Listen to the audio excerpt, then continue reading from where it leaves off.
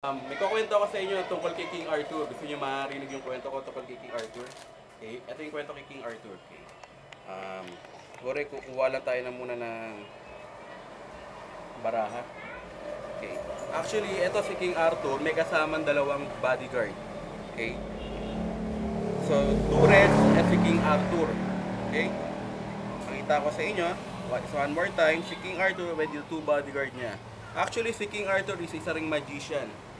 Magician din si King Arthur. Bakit? Kasi pag umipitik si King Arthur, bumabaliktad siya ng ganong kabilis. Diba? Ngayon, kinuha niya isang bodyguard niya at nilagay niya sa gitna. See? Si King Arthur, wala pa rin at yung bodyguard niya nasa gitna. Pag pumitik si King Arthur, actually, magiging siya na yung bodyguard niya. Diba? Talaga sabi ko sa inyo, di ba, magician nga si King Arthur. So si King Arthur, pwede ring pagpanggap yan. Pag pumipitik lang kayo ng ganyan at sinishake mo si King Arthur, lahat ng kasama niya magiging King Arthur na rin. Diba? Pero that's an illusion. Bakit? Kasi pag pumitik ulit si King Arthur, wala naman talaga, bumabalik yung mga dating niyang kasama. At hindi lang yun, si King Arthur nagpapalit din ng anyo. Nagiging kulay pula na siya. Diba? So tatlong King Arthurs na naging pula na si King Arthur. Okay?